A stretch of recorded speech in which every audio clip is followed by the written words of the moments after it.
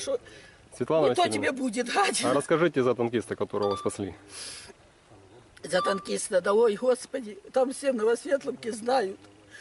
Возле моего дома взорвался снаряд, то есть подорвали снарядом танк. И он загорелся.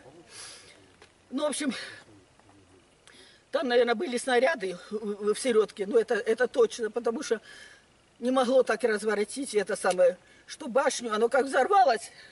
Мы думали, земля уже взорвалась, а мы уже кто знает где. Ну, представляете, снаряды все взорвались. Там такой был взрыв, что, ну, в общем, короче говоря, что потом, как я выглянула в окно, вот на танке башня, и вот это же, ну, дуло или как, я же не знаю, что оно там называется.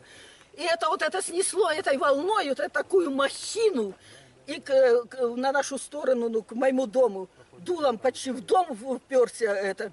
А сама башня возле асфальта осталась. В общем, перегородила все. Ну и что вы думаете? Это вот прибегает соседка на другую сторону, только там у нас проулок. И прибегает соседка и говорит: ну, в общем, Светлана Васильевна, спасся этот танкист один.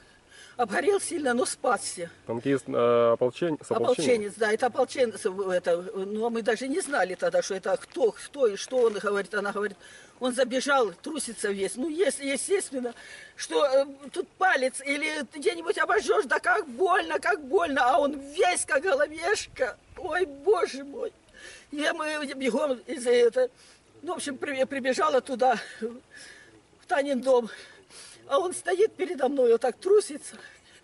Я как увидела его, я говорю: сына, чем я тебе могу помочь? Чем, скажи? А он говорит: бабушка, найдите машину, здесь недалеко наши ополченцы, говорит, стоят. Отвезите меня до них. Я говорю: сына, сейчас я сама за рулем. Сама говорю это самое. Сейчас машину подгоню, я тебя вывезу отсюда, вывезу. Ну еще повернулась, побежала, скорее это. А потом иду и перешагиваю, это ж, думала по этой вот стороне, потому что на асфальте, на весь асфальт посередине танк этот обгорел. Его ни с той стороны не объедешь, ни с этой стороны не объедешь. А тут так понад заборами можно было проехать. Я так и хотела сначала. Вот, а потом перешагиваю, это ж дуло, это что упало дулом ко мне к дому. И думаю, а как же я здесь проеду? Я здесь не проеду. И думаю, боже, а я же ему пообещала, что я его сейчас вывезу.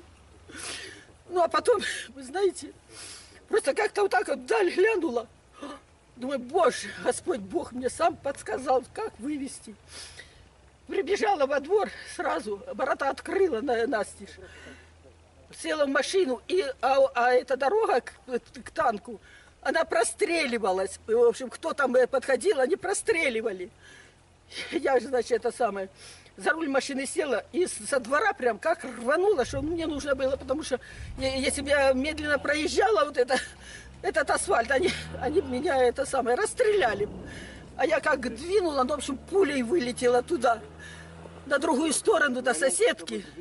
И возле ее забора там все горит, и по ту сторону от ее забора. И по этому огню я еду, и у меня одна мысль, чтобы только машина не загорелась, Ну, в общем, проехала туда, ну, спустилась, переехала опять быстро, асфальт на другую сторону, потому что туда же нужно было. Туда переехала, и там 4 мужчины стояли, я их попросила, говорю, давайте скорее, давайте идите, забирайте его, сажайте его скорее в машину. Но они, правда, ее привели, покрывалом закрыла его аж за головой, думаю, если кто-то что-то где-то остановит, чтобы его хоть не видно было, я же не знала, куда и что. Хотя он мне сказал, куда его везти. Я понад заборами как рванула, а потом же далеко не поедешь, там 4 или 5 дома проехала понад заборами, а теперь же нужно сворачивать, потому что там, ну, в общем, железные эти были вкопанные, что уже дальше не проедешь. И я, ну, в общем, со всей силой, сколько было сил, ну, в общем, короче говоря, они вдогонку мне, как, ну, в общем, 3 выстрела сделали, что я еду в зеркало, вот я же вижу, что бах, бах, сзади меня. А тут как раз, поворот, уже им меня не видно. И вот так я приехала, вот это как к ополченцам, и это самое. Туда тоже подъехала, они говорят, бабушка, что у вас, говорит, вы что, до такой скорости, мол, ехали.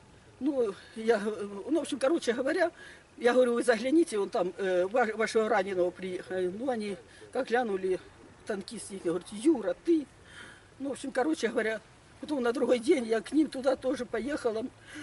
И спросила у них, говорю, живой он хоть? Говорит, живой.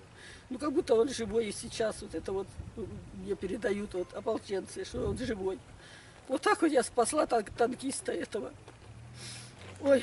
Да, вот сегодня День независимости празднуют в Украине. Вы бы что могли пожелать на этот праздник? На этот праздник, чтоб на них, на всех, на тот праздник, чтоб самая большая бомба, какая есть в свете, чтоб на них туда обрушилась, и их всех, не надо, мирного жителей, нет, не это.